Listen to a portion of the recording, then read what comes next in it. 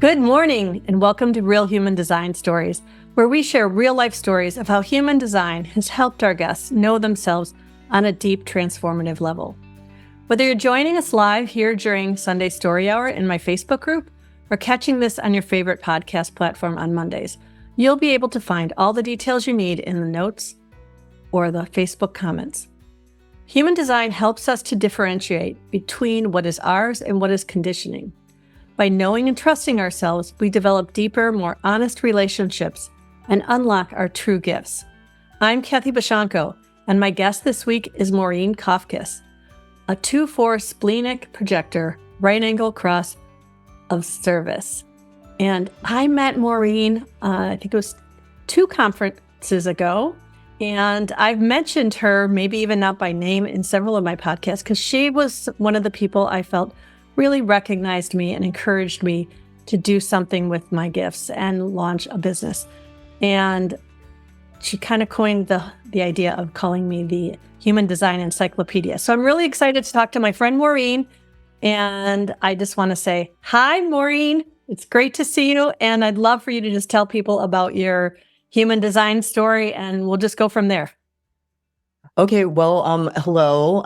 Happy to be here. I'm not gonna lie, the whole live thing has me a little nervous, a little like making sure I do everything the way I'm supposed to, but I'm sure I'll calm down as we get going here. I'm the same way when I have to run for a train or I have to do something that like is really The brain BS get is a still little real. wound up. Yeah. Yeah, it's like physical. You know what? Oh my gosh, this is really interesting. My dad used to make us hurry, hurry, hurry, and was like really, focused on making us do stuff. So I think I'm getting a little conditioning. Like that's conditioning, and I just brought up another layer. But anyway, Right? so my name's Maureen Kafkis, and I got into human design probably about 4 years ago for the first time. And I looked at it and I went down the rabbit hole like a lot of people do. And then I left it. And I kind of forgot about it. Like I learned all this stuff and I thought it was cool, but I didn't actually apply it to my life or use it to live my life. And then I got caught up in trying to be a coach and get my clients and do all this stuff. And I started to get really nervous when I started to get clients. And I started like in my first, I think in the first couple of months, I made like $27,000 for someone who'd never done anything like this before.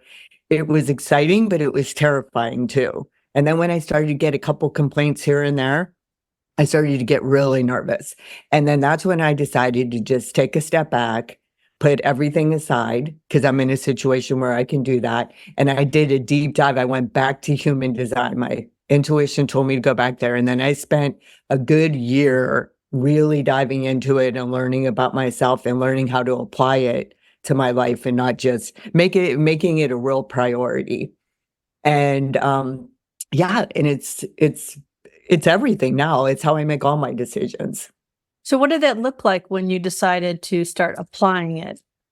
So the deep dive was I did Karen Curry Parker's book. I read all that, and then the Gene Keys. I did a lot in the Gene Keys, and I did the Golden Path program with the different sequences, and I really learned about myself.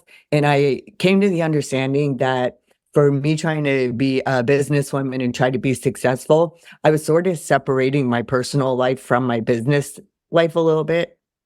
What I learned in doing the Golden Path program and studying is that there is no separation. Energy is energy. It doesn't like take a break when it's working or, not working. And then when I realized that my relationships are how I become successful in life, period. It's not any actions I'm going to take or things I'm going to do. It's me being who I need to be in my relationships. And when I do that, everything goes well. Huh. So when you say that you were treating it separately, can you elaborate on what that means? Like how you were different? Well, so in my personal life, I would think that everything was going great. And if only in my business life, I could get more clients or I could figure out how to make money or I could figure out how to, reach more people, I would get focused on that and I would get anxious and full of fear and and doubt and not believe in myself, and it would change my frequency, but it didn't, I couldn't really see that, like, it wasn't really resonating with me that I wasn't being the same, because I just thought, well, I'm trying to live my design, trying to do everything I need to do, but I didn't realize how much I was falling out of belief of myself around business. And business or not, that's still me, so it's me not believing in myself, and then you feel that when you're trying to do stuff, and you get caught up in the actions and how to do things instead of focusing on who you need to be. Yeah. When you say you were trying to live your design, I think a lot of people turn human design, which is all about this knowing, trusting ourselves, and we turn it into a mental thing, right? A mental trying to do. So what did it, excuse me, what did that look like when you were trying? Excuse me, I need water. Um, it looked like me forcing things, pushing things, not allowing. It looked like me distrusting the process, not believing in myself, feeling anxious, getting so caught up. I was getting so caught up in making money. I'm okay. I don't need that to pay our bills but you would think that like I was, everything depended on that, because whatever I didn't have is what I was focusing on. Yeah. But I didn't realize it. It was intellectually, I maybe saw it, but I really didn't realize how much I was doing that. I wasn't in abundance. I was in scarcity majorly. So I think you're one of the people in my life that always says how we do one thing is how we do everything. Is that something I've heard you say? No. I've heard that. I Okay. don't know if I totally buy into that, but I do to a degree. I think who you are is who you are. Yeah. Yeah. Okay. Because I feel like what you're saying is,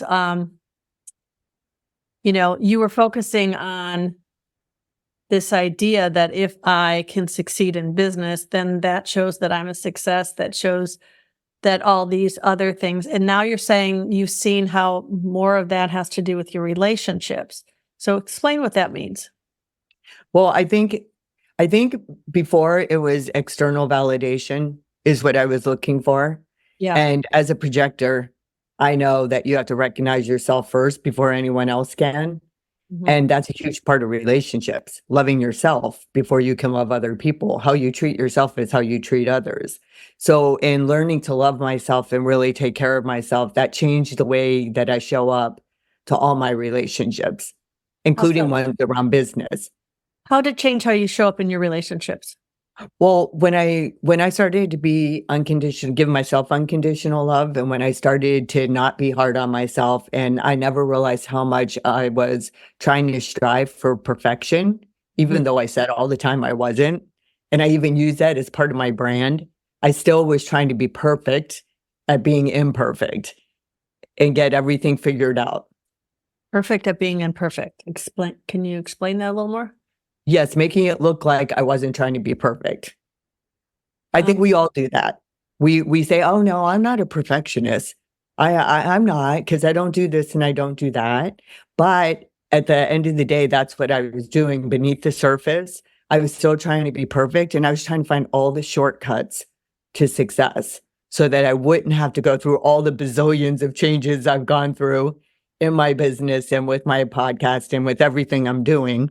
And I would always want to try to make it streamlined, but I wasn't trying to be perfect, but I was. So I wanted the pathway to success to be as short and concise as possible.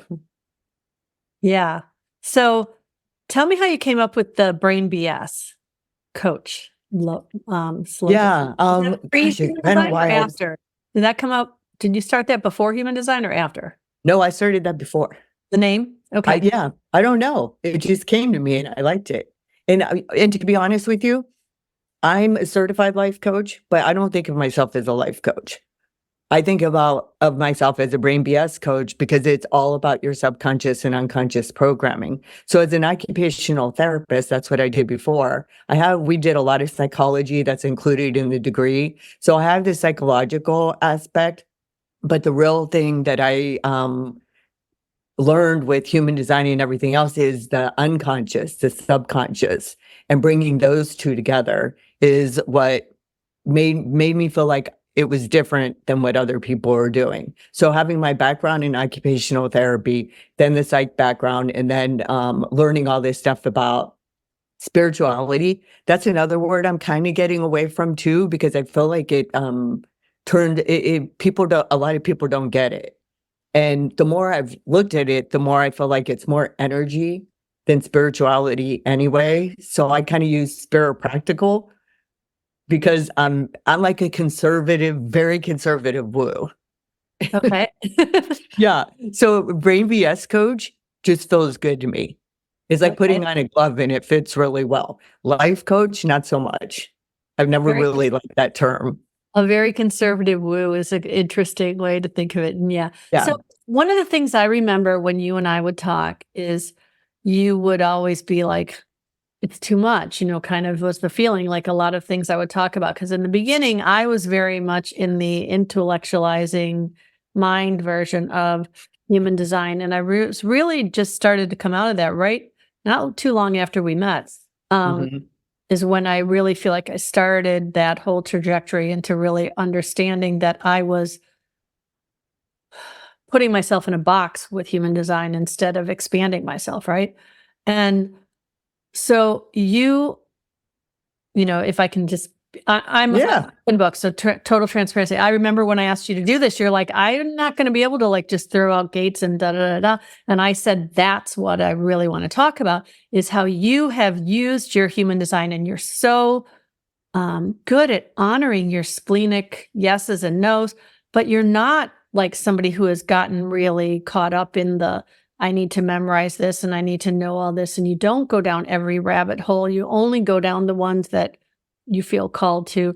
And I'm wondering what that's been like, if you can just talk about that a little bit. Yeah, well, I mean, even coming on here, I printed up my chart last minute because I'm like, I got to remember my 4 crosses, my incarnation cross, and what the gates are. Like, literally, my brain's not capable. I mean, I know it's 17, 18, and 52, 58. But then I was like, okay, what's the gift in each one? What's the, and I was like last minute thinking I should, and then I'm like, oh, screw it. Like, Right. that's me. I just don't do that. And you were like a walking encyclopedia. I mean, literally, you knew everything. And I was like, oh my God, she like knows everything about human design. It's actually pretty impressive. But I'm equally impressed with myself for not Yeah. knowing any of that and living my design, my design successfully. hmm So one of the things that you and I share we share a few things in common in our design, although our designs are super different. I mean, obviously we're both projectors, but you're splenic, I'm emotional, so that's very different. We both are part of the minority in the fact that we have a defined will. So that's very specific. Only like a third of the population or less than that. I think it's like 20 some percent have a defined will center. So that strong sense of I can do this. Um, and we're both triple splits. So those are the things that, have always resonated when we talk about things. I feel that, but we have very different connection, and we are 9 and 0 when we come together, which means we define all 9 centers in our design. And so that gives us a feeling of like you and I are better alone than we would be maybe in a threesome conversation, because there's no room for someone else to get in unless they happen to bridge the split that we have between our head and ajna and the throat. And now I'm getting into weeds or whatever. And I guess I'm saying I really feel that I try to walk this balance of like, using it to understand when I feel a discomfort or a comfort, what does that energetically look like? That's been helpful for me. How do you use your knowledge about your design when you're interacting with other people? I know you don't look at all the things. Like, how does your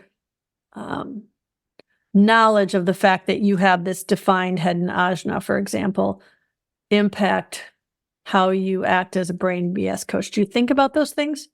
Mm-mm. No. No, but I do think about being a 2-4.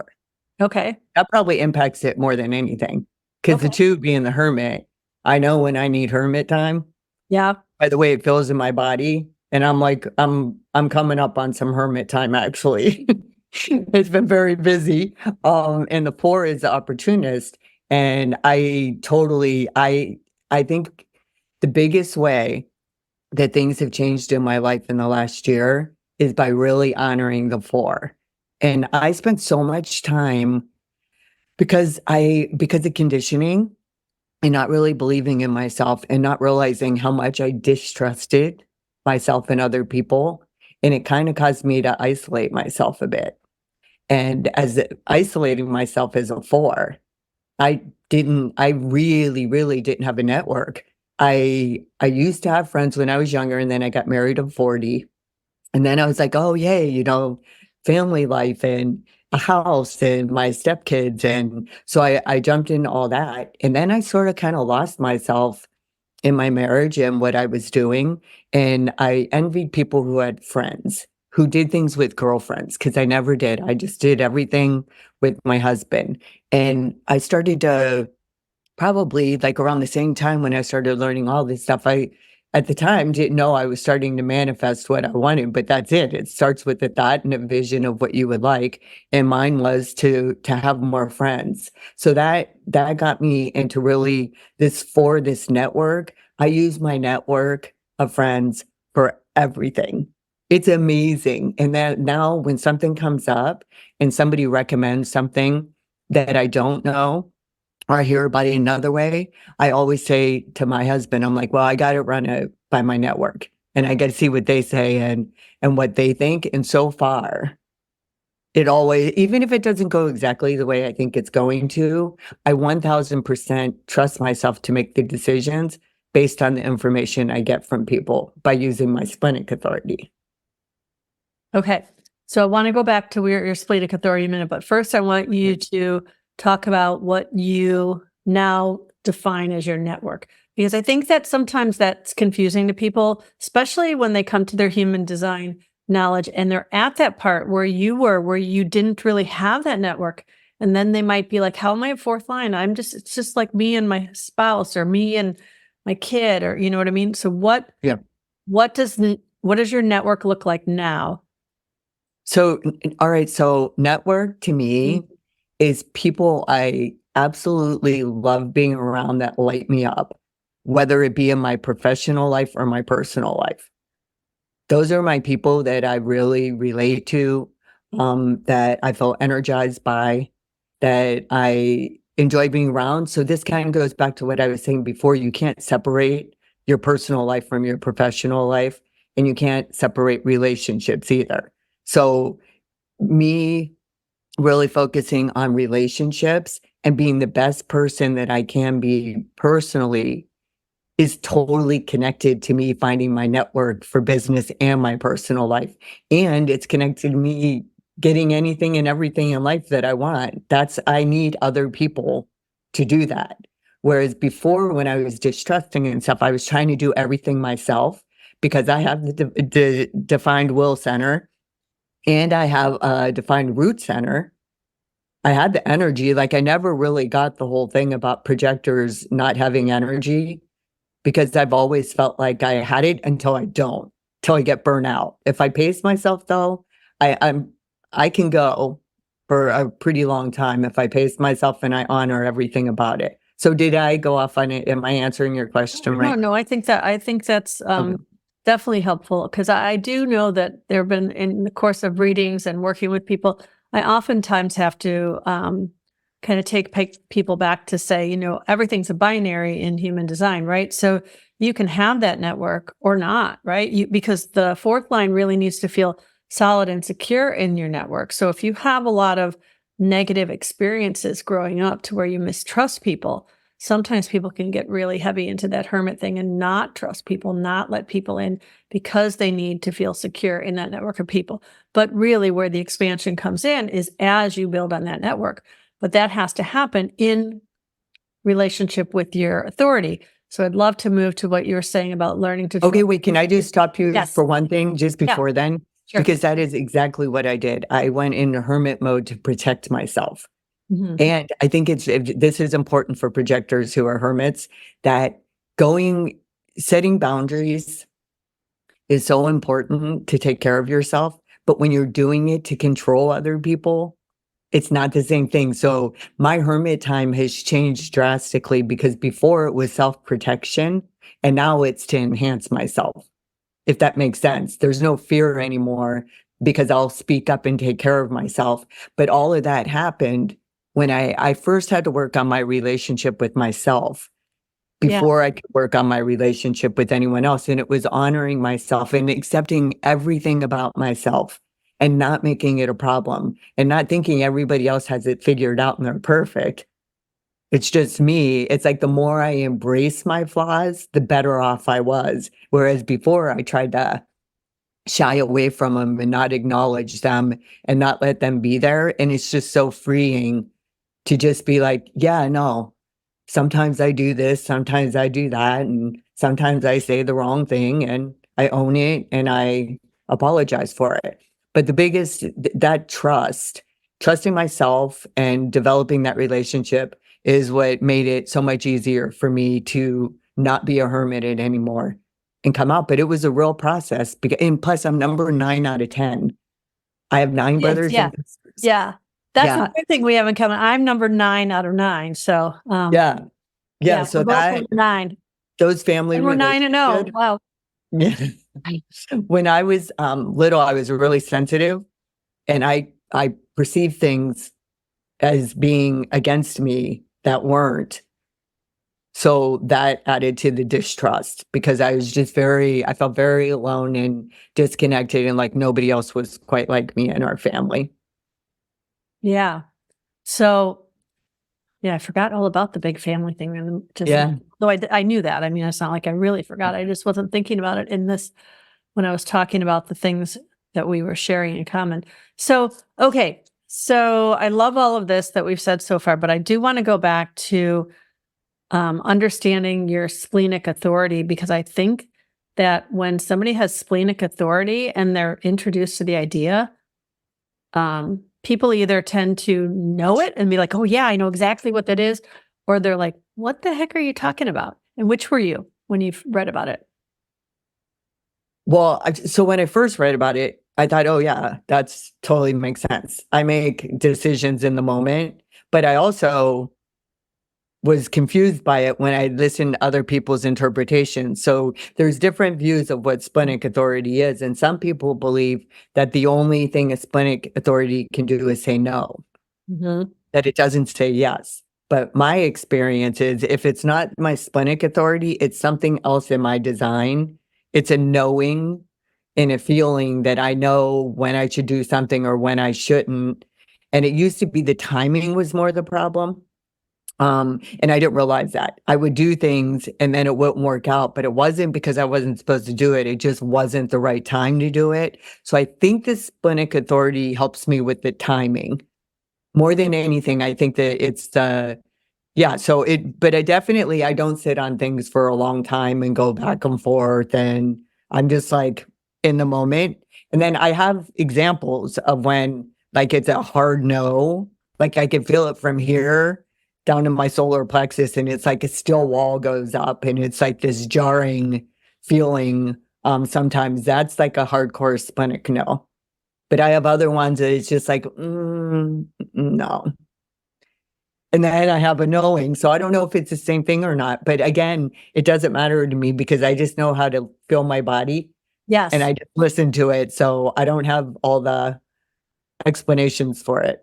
Well, and I think that's a really important thing, because when you first are learning about your design, you read all the things and then you think there's like a certain way that something is going to feel, and everything in our design works together. And like, for example, I know I verbally process. I have one of my splits is the 1-8, where I have the 1 on my identity center right at the top connects to the 8 in my throat center. And that's just us. When I talk about splits, and I'm just going to explain for people who might not know, those two centers don't connect to any other centers with any definition anywhere in my chart. So those act independently. And that's my only conscious channel that's defined on the personality side. So I'm very aware of that. So I tend to verbally process things by talking about stuff. And what I've realized is, as I say it, even right now, my body tells me when I'm speaking the truth. I feel it in my body when what I'm saying is true. And more so than even, I do feel a little bit of when I'm like, no, that's not right. Right. But so, and I've always thought, well, that maybe is my spleen because I don't think it's my will center. And do I have there is no, there's this self-projected authority, but that usually talks about when when someone is a projector who has all that openness and has self-projected authority, it's taught that we feel it in all of our openness and know our truth. Well, I only have the sacral open in my body. Everything below the neck is defined for me except for the sacral. And that doesn't feel like where I'm feeling it. So I feel like maybe the self-projected authority feels it in its identity center, or maybe that's my spleen because I have a defined spleen. So I don't like the idea of telling people how things work. I like the idea of giving people questions to explore so they can kind of sit with it and feel their truth, themselves. And so it sounds like that's kind of what you're saying you did, like you read different things and you're like, that doesn't feel true, that does feel true. But do you feel it when you're speaking, or is it more in response only, or? Oh gosh, it's so different at different times. So like the one time I was at the dentist office and I went in and there was a dentist there that I wasn't expecting to be there. And at first, like my mind got it was in my mind more that I was feeling it. But then it was like, as soon as I started talking to this dentist, it was a hard no. And I didn't listen. Right. And yep. And I had to get a night guard. So she had to make a night guard for me. And I didn't listen to my authority. And I let her do it. And then she was gagging me and choking me when she was doing it. And she told me, it's okay. This happens to everyone. And I was like, no, it doesn't. I've gotten a mouth guard twice before because my dogs have gotten them and I've had to get them redone. And this has never been my experience. So I was like, that was the last time that I really felt a hard no. And I did no more overlooking it. Like when that happens, doesn't matter. It's happened when someone's come on my podcast and I listen back or I'm listening to them and I'm like, this isn't going to work out. And I know it because that shield comes up. And I have to say, this is great. Are you familiar with human design? Because I'm a splenic projector and I'm really sorry, but this isn't going to work out. And I have to explain. And it's like, and that's what you have to do with your splenic authority. You can't just listen to it when it's convenient. Right. You have to sometimes listen to it when it's very awkward. And you have to say something to somebody that you don't really want to say, but you have to. So there's that kind. But then there's also like my intuition told me to start a podcast. And I knew I had to start one because I didn't know why. I didn't even know how to do any of the stuff or the technology or anything. Talking for me also helps me to process things, even though I don't know if that's in my design or not. I don't think it is. All projectors verbally process to a certain degree. You'll find that, yeah. So Yeah. So like sometimes with my husband, he'll be like, I don't want to talk about it anymore. If we're like talking about something that's like, we're disagreeing or whatever. And I'm like, well, I appreciate that, but I have to. So if you could just give me 5 minutes to do this, then I can let it go. And I can. But so I have to process it too by talking about it. yeah. Yeah. To get clarity. So the splenic authority starts the process and then the verbalizing sort of solidifies it. And it gets me to where I'm going to be. Do you ever feel it works the opposite?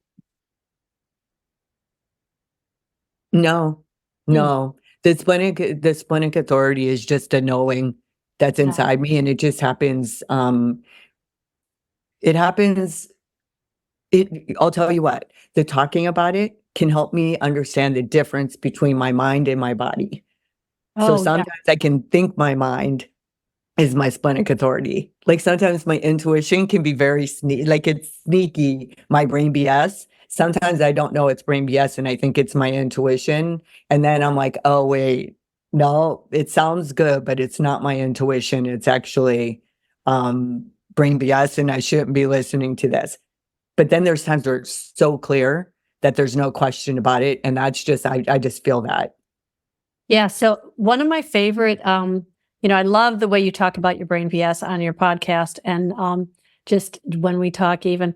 And one of my favorite things I want to make sure we have time to talk about is your road trip to Santa Monica with your dogs. And if this feels like a good time to switch to that, I'd love for you to talk about where you started with that story in your mind and just whatever. And Sure. Yeah. So it was Santa Barbara, not Santa Monica. I'm sorry, I knew it was Santa Barbara. Yeah. That's okay. Yeah. No, I'm not in LA. Yeah. She lives in Illinois. She lives in Illinois and she has a beautiful house in Santa Barbara that I'm super jealous of, but whatever. Envious, that's the right word, envious. So okay, I'm calling it my house. All right. Well, so okay. A lot of things have happened in this last year that led to the trip to Santa Barbara. And one of them was understanding that I had to speak my truth and be authentic. And it wasn't an option anymore. And I don't know what that was in my design, but it felt a little bit like the Splenic Authority, like, no, we've had enough. It is time to take care of yourself and make your needs a priority. It was like that. Ugh, I just can feel it when I talk about it. It's like a shield there. So I finally had a conversation with my family about what I wanted, that I loved all of them, but I wanted to spend more time by myself, that I had goals and dreams and things I wanted to do, and that life was going to be different moving forward. And I wasn't going to be there to do whatever they wanted all the time. Now, I make it sound like it was a super easy conversation to have, but I was sputtering and shaking, and my stepdaughter was crying. My husband looked puzzled, like he didn't know what was going on. It was very, very uncomfortable conversation and very, very empowering. And it was the beginning of me. It's the beginning of me planning for that trip. So I told them all that. And then slowly, every time something came up, I would speak the truth instead of people pleasing and doing what other people wanted. And it was a process for them to get comfortable with that and for me to accept myself and really not feel guilty for that. So then that evolved into me. I was turning 60, and it was the Turning 60 tour this year, and the catalyst for everything. So I used to dread the idea of turning 60 because I thought I would be so afraid of getting older and all the brain BS that comes around with aging, but it's completely gone. I mean, when you think about that you would dread turning 60, the alternative would be to be dead, which I definitely don't want. And those are my only two options, right? So I told my husband, I'm going to take the dogs. We have two dogs. So we had a house in Illinois and one in California for 12 years. We never got to spend the winter out there. Every year there was a reason why we couldn't, because my husband's in business with his brother and he wanted to, but it was hard for him to get out. So I finally said, I'm like, the dogs and I are going to go on a cross-country adventure by ourselves in the car, and we're going to take 2 weeks, and I'll see you in Santa Barbara if you want to come, because I'm spending the winter there. It's time. I'm going, and my intuition was 100% go to Santa Barbara. I knew it was going to be where I needed to be for everything. So we had a lot of disagreements about that, and he was not happy about me wanting to do that. But I stood very firm through many arguments, many stressful, tense moments, and I was just committed to it, come hell or high water. And I'm afraid to drive on highways, and my dogs hate the car. So that kind of added to the whole thing. And you're driving the two dogs out to Santa Barbara by yourself, right? So yeah, that's a huge, important layer to add to this. You don't like driving on highways. Your dogs hate the car. You're taking them to Santa Barbara by yourself. Go ahead. Yes. And I totally believed that my dogs were not the kind of dogs that you could take to a restaurant or out in public. That it was absolutely, especially Basil. I have Ginger and Basil. They're two Cavapoos. Those dogs went to piano bars, sports bars, restaurants. They were so good, and they completely made the whole trip. They made everyone came up to us. One night I didn't take them out, and nobody talked to me. All the other nights, people were coming up from everywhere. I was sharing my story. I mean, honestly, the people I met on that trip became part of my network. It was like part of my, it was just so fun. And it was so empowering. And I knew when I left the driveway in Illinois, I would not be the same person who arrived in Santa Barbara. And we went through a couple more phases in Santa Barbara, like during this winter. But another thing that became very evident to me was that I wasn't moving back to Illinois. I was staying in Santa Barbara. And then my husband's like, what are you talking about? Like, I didn't know when we came here, we were moving here. And I'm like, I didn't know it either, but I Right. have to be here. This is where I need to be. This is where I need to live. I've met so many amazing people. I'm having so much fun. My business has evolved in a totally different way than I expected, but my intuition told me I needed to get to Santa Barbara to do that.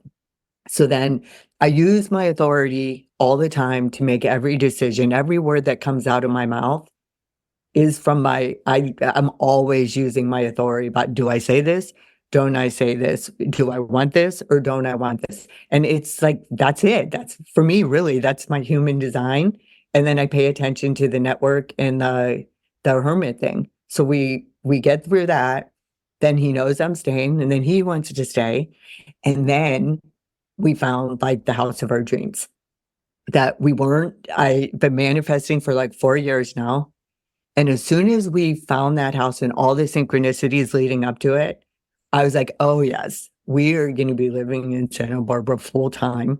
And it's a lot harder for my husband to make changes than it is for me.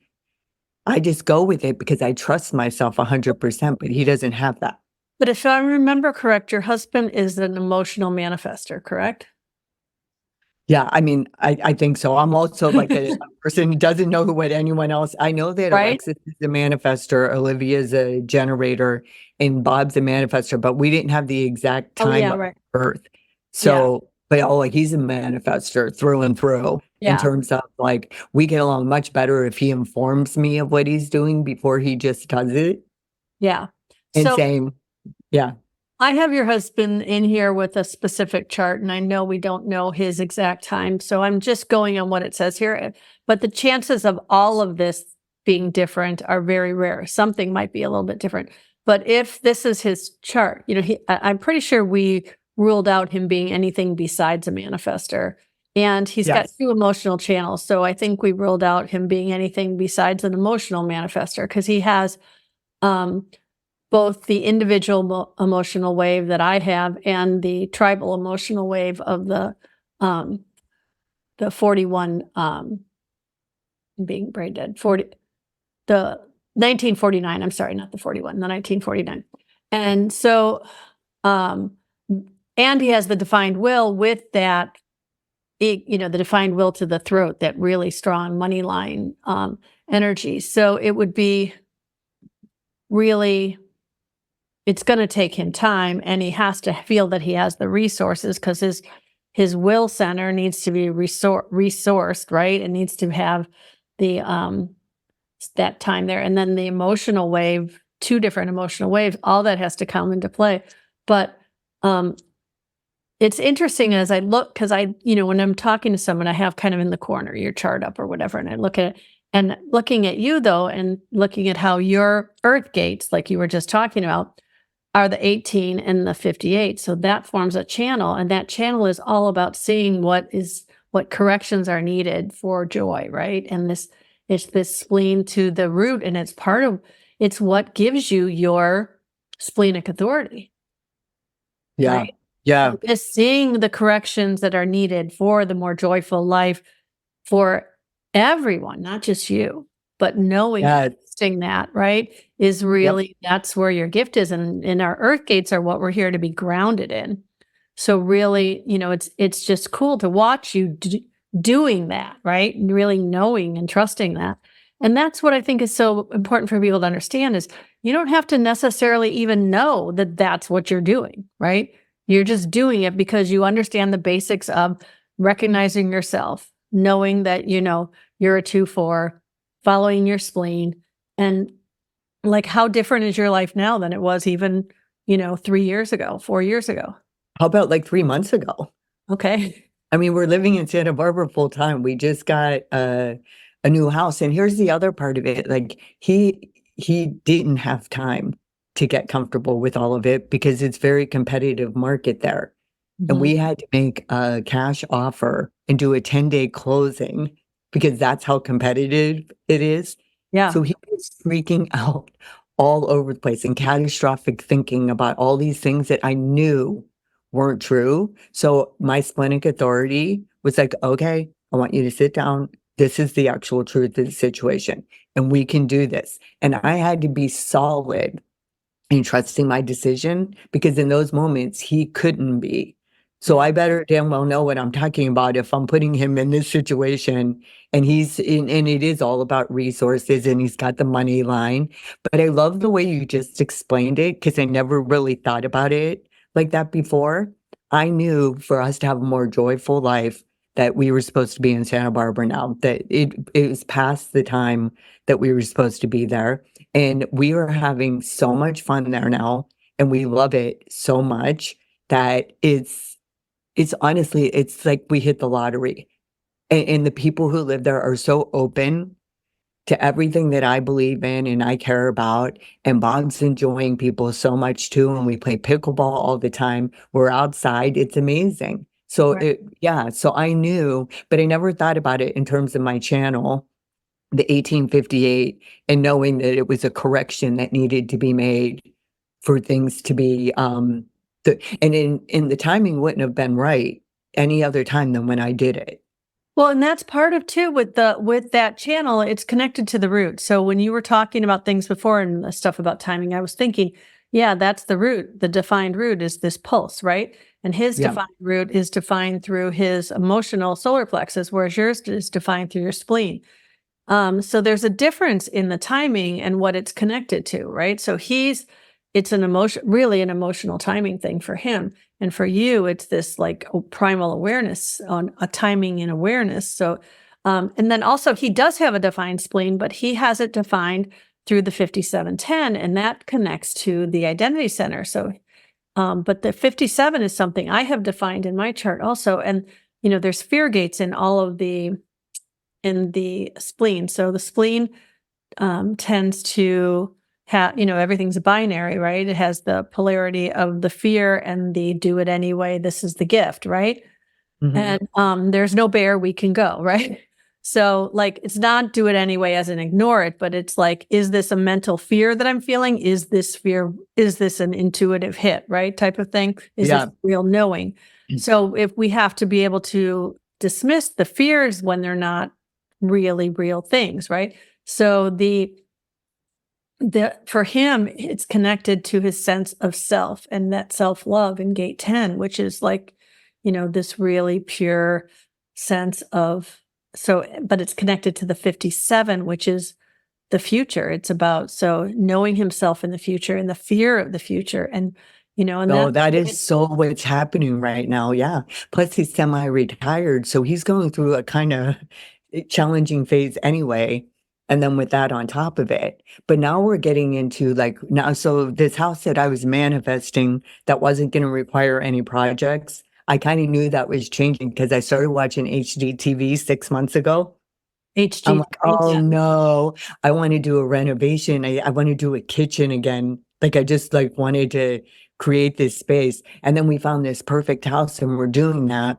But now he's telling me, he's like, no, you decide on the pool contractor. You decide on the contractor for the house. And because he's trusting me that I know he trusts my splenic authority now too.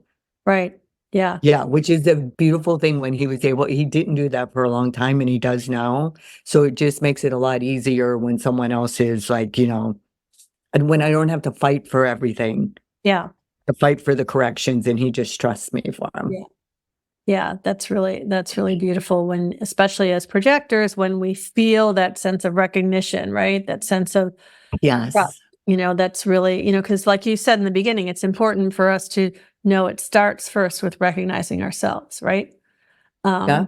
Yeah. But, in alignment, that feeling of recognition from the other person is super big. Now I want to go back because somehow we veered off from talking about some of the details of the trip, because I did listen to your podcast along the way. And at that point, your podcast was called the Brain BS podcast, and those are still up under that name, or because I know you changed. Yeah.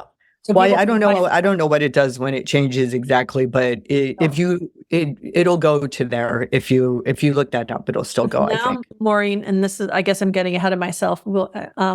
But now Maureen has changed the name of her podcast to, tell me again. The power of community, and I had to write it down, so I didn't forget. You just The did power it. of community and collaboration in Santa Barbara. So that's Right. all part of the network thing, because Yeah. now I'm doing live things in Santa Barbara, and everything's changed in major ways, and not in any way I could have ever imagined, but I did sense it. And I've Yeah. always wanted to do in-person events.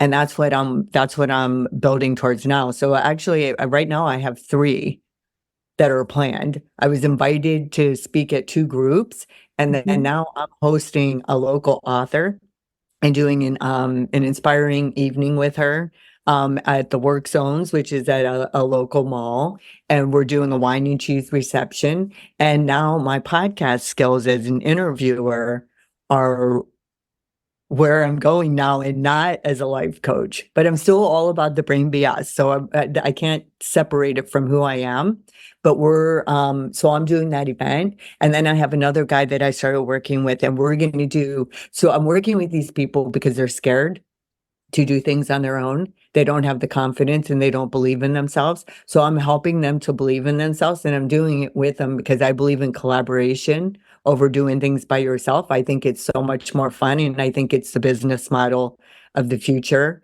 And they love it because they don't have to do it alone. And it takes the fear out. It's like, okay, well, if no one comes, we have each other. Right. Where if you do something by yourself, you're like, what if nobody comes, or what, and it's just, yeah, it's really fun. I love promoting other people, businesses, and anybody who has a message or something they want to share, because it's so empowering. And then the idea is the more people you empower, the more they tap into their leadership energy, and they have a big impact on their community. And I believe that the podcast, even though it's primarily with people in town now, it's still going to benefit people outside of our community, because they're going to see the way community and collaboration works in Santa Barbara, because it's magical. I've never seen a place like it. And I'm so excited to be a part of it, and to see what we can actually create when we really focus on that and make an effort intentionally. Yeah. I'll be honest, there are times you're talking and I'm having trouble staying present because my mind is getting so excited about things you're saying, because it resonates so much with what I've been feeling called to do, which is do things that are more localized and in community. And I just, not too long ago, I had Casey Daly, I believe is her name. I might be saying one of those wrong. I think it's Casey Daly was on, and she was someone I had not met before the podcast, really. And she has a community that she's formed of human design people, and all these great things that are coming out of that in Texas. And so I feel like there's some energy there towards me doing something more in person, but I don't know what that looks like, and I don't really know where it is, because there's a part of me, that's always been drawn to St. Petersburg area. And, I go down there to help my daughter, but then I'm not there long enough to do anything. And my husband doesn't like the heat, so we're not moving there. And, this idea that there is this feeling that we know when we're home, right? Like, now when you're in Santa Barbara, like, oh, this is where I'm supposed to be, at least right now, right?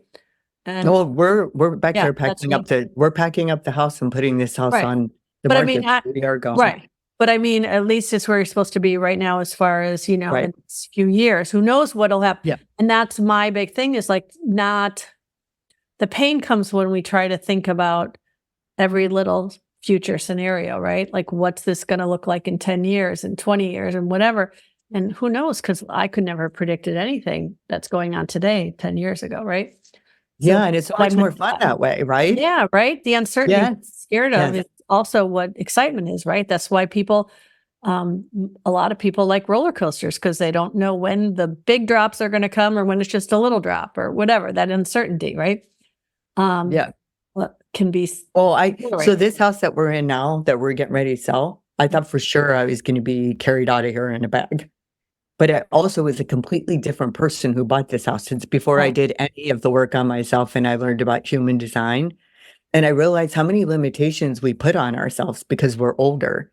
And I was thinking, oh, well, I'm almost 60. Like, this will probably be the last house we ever get. We put a metal roof on it. And I'm like, that's probably the last roof we're ever gonna, and this now we're like on our third house since then. Like, we had a house in California and then we sold that one. We got a new one. And now we got this new one. And I like living that way. I like not limiting myself because I'm older. Why can't I do another renovation? Why can't I move 5 more times if I want to? It's just like this mindset that adventure and change and really putting yourself out there isn't something for older people to do. It's just total brain BS.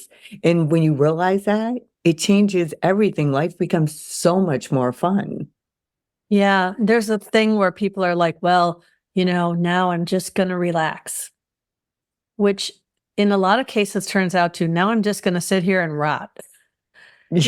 I mean, they're both the same. They both look very similar, right? So like knowing that there are times where one person's relaxing is another person's rotting, right? And you never know, you're going to switch from relaxing to rotting. When we need to relax, it's usually because we've been doing a lot of the wrong things. We're not in alignment. We're doing things on other people's agendas. And now we're done, like like when somebody quits, retires after all these years, they sometimes might feel like I need to relax. But how long does that last before it's like complete boredom and people wind up with really unhealthy lifestyles and stuff? So yeah, I mean, you're talking to a person who started a podcast at 60, that I never planned to do. I just started having these conversations in the Facebook group, and then people started talking about how they loved my podcast. And I'm like, well, it's not really a podcast, because I did put it on YouTube after I did the conversations. That turned out to be a thing I started to do because you were one of the people when I tell the story about how at that human design conference, it was you and Kelly Hansen Rubin or Ruby. I don't know why I'm changing people's names. Kelly Hansen Ruby, who said, you need to start a YouTube channel. You should start a YouTube. Because I was like, I don't know what to do. I don't know how to get started. I don't have a website. I don't blah, blah, blah, and all that stuff. And then I got caught up in the brain BS when I tried to do it because I didn't know all the steps. And so then I let that shut me down. And I started to think, I can't do all this technology stuff. I'm too old for it. I don't have the skills. I don't whatever. And, and then I had this evolution that took about probably the better course of a year for me to finally say, or no, actually it was only a couple months before I decided to get help. But it took the better course of a year of my first business to realize that I had to stop running my business from my brain, which I use my brain in my business, but my decisions have to come from my heart and from my solar plexus, right? I have a defined will. So there has to be I have to have the resources, whether it's time, energy, money, all those things need to be in place, and then weight over my emotional wave. But I also have a defined root. So that says that things have to happen in this pulse timing. Like there are times where I'm go, and when I use my will center to push against right timing of my root and my emotional wave, that's when I burn out, right? So, well, I remember you, me, and Kelly having multiple conversations at that conference, and you were a different person. Then you had all the knowledge, but you were using your design against you. Mm-hmm. You weren't, and then you had a shift, and it was after that, which I think that the universe brings us people to help inspire shifts for us when we need. That's the only conference I've been to, and I probably won't go to another one. I'll go this time. I'm speaking. Come on. Oh, are you? Well, yeah, I'm presenting at this conference. So, well, I'm sure you'll be amazing, and I'll consider it. Okay. But the total shift in you after that conference, after a few months and stuff, and you went through a rough phase before you came out the other side, because that's what happens. It gets really challenging, and then all of a sudden it's like, oh, like, and then you just get it, and then you have the shift, and then you can move forward to create what you want because you're not holding yourself back anymore. And that's, I saw it happen with you. Yeah. I said I got out of my own way, you know. Yeah. And yeah, Yeah. that's true. I was using my human design against myself. I see that a lot with I did it a lot of too. people, right? Especially, I think projectors probably, maybe I just notice it more because I am a projector, but projectors do it a lot where we're like, oh, I don't have an invitation. I'm never getting any invitations. And I don't mean to make fun of people's pain, but that's where we wind up, right? We just kind of wallow in the bitterness instead of saying, oh, so I'm not getting any invitations right now. Like even in my business right now, I'm like, isn't it interesting? All of a sudden, I'm not getting any new clients. Where is my focus meant to be? Because it's not meant to be on clients. How am I needing to resource myself? How am I needing to use the divine timing, not so that I can get clients, but just so that I can be in alignment? Because when I'm in alignment, like people just find me out of nowhere. Like I get people who just show up and say, I Googled something and I found this list and then it's had me go here. And then this is how I found you. And I'm like, it was like 16 steps and they found me and something spoke to them. Well, yeah, because now the universe was bringing me people. But when it's not bringing me people, instead of getting into this victim mindset, I'm like, okay, where am I supposed to focus? And that's been really, interesting. Sometimes the focus is just I'm supposed to say I'm calling in 2 more clients right now, right? Or whatever it is. Yeah. And for me, I just listen to my splenic authority and my intuition. And that's how I do invitations too. The invitations sometimes come from within. It's just a knowing. So I don't even need to verbally, and then the invitation will actually come after I've already realized what I'm going to do. And then it comes and it's like, oh yes, I was expecting you. Yeah, right.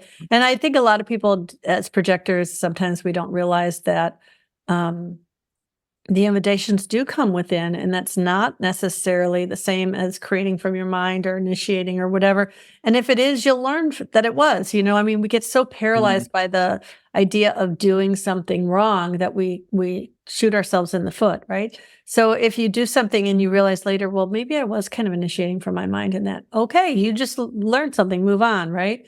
You don't have to like get stuck in. Experiment. Right. That's why it's called an experiment. Yeah. Right. Yeah. So anyway, I know we have a few people watching. I haven't seen any kind of questions really come up or anything, but if anybody has any questions, now would be the time to kind of pop them in the chat because we're getting close to the top of the hour. But I'm trying to think, was there something that your spleen feels called to say that we haven't really talked about? Well, just so before I didn't know exactly what I wanted to do, and now I do. So it's really become a big part of collaboration and promoting other people. So when people ask me, like, how can you work with me? I don't really have, like, I'm not looking for one-on-one clients outside my community.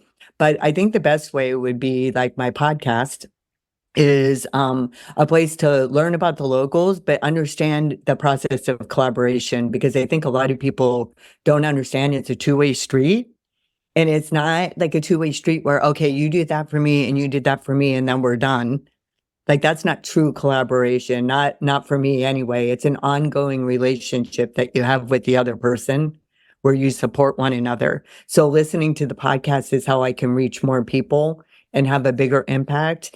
And then I'm going to be doing speaking events and stuff like that. So if you need a speaker, if anybody needs a speaker for a group and wants to talk about something specific related to brain BS, I would love to talk about that. That even though my podcast isn't the Brain BS podcast anymore, I'm all about Brain BS and I trademark that. So it's not going anywhere. And I call myself the Brain BS coach. I also do Brain BS experiments on the podcast. So if anyone in your audience wants to come on and experiment with the work I do and how it can help them, I would love to invite them and they can message me on Facebook, or you'll put my contact stuff in. Yeah, definitely. We'll put that in the show notes for the podcast too. So, yeah. So, so somebody, Vicky said, such an interesting interview. My emotional authority wants to experience 1 week of splenic. Vicky, I Oh, have emotional authority, but I am defined spleen. And I have told the story before, so I won't tell the whole thing. But I definitely have learned that my spleen speaks to me in the moment, not just in that way where I was saying earlier about how like this feeling of this is true when I'm talking. I mean, I've had times where I've been about to do something and my spleen has said, no, like it's just this feeling in my body that's like, no, don't do that. And then my mind has overrode that because it was silly. It was going to be embarrassing. People are going to judge me in some way for me saying no. And then I've physically gotten hurt many times, each of those times. And I have talked about someday I'll tell a story again.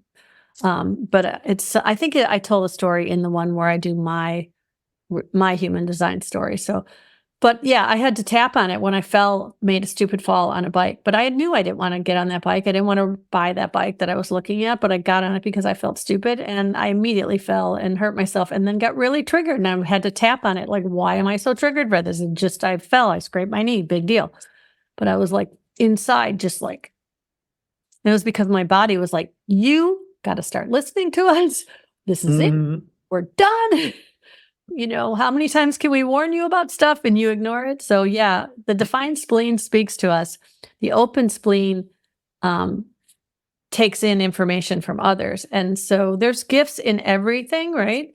So yeah, if you have the open spleen, Vicky, I've loved the idea of experiencing that too, because I know so many gifted intuitives and healers who have an undefined spleen. So we all have what we're meant to have, right? So yeah. So I guess since you already have, so you already told everybody how to connect with you. And is there any other, did we get the full gist of your, I guess I would say that I have no idea. Like when you tell me about my human design chart and details, it's almost like hearing it again for the first time, right? like the actual details. And I love it and it's really fun, but you don't have to know all this stuff. And I think a lot of people actually use it as a distraction.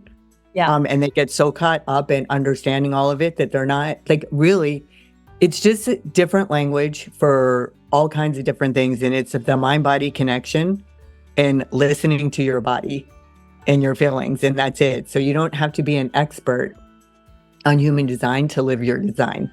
Yes. Yes.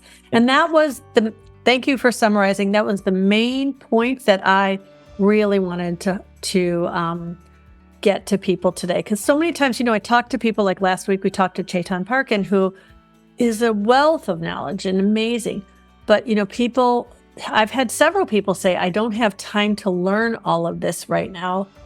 And so they don't start because they think they have to master the system, especially projectors. We are here to master systems, but not everything we do has to be a mastered system. So you don't have to understand everything about your design.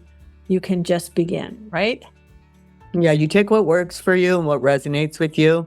You don't have to take all of it. And I just take stuff from a bunch of different spaces, and that's what creates who I am. Yeah, great. And every week we share stories of how my guests have come to understand themselves in a more loving and empowering way through the lens of human design. How you think and speak about yourself matters. Human design can show you the reframe of not only your own story, but the story you tell yourself about your relationships. If you're ready to start living a better story, I'd love to help guide you through the process of fully embodying who you came here to be. I invite you to follow Real Human Design Stories on YouTube or your favorite podcast platform. And I'd love so much if you could take a moment and give me a 5-star review if that feels aligned. To work with me directly, you can set up a free discovery call at kathybashanko.com. And we are going to have Maureen's info all in the comments. And I just want to thank you again, Maureen, not only for being here to talk today, but for always being there when I need you and being part of what I consider my network of friends. So thank you for that. Well, thank you. I really appreciate being here. And I'm glad that you're a part of my network too. Awesome. So peace out, everybody.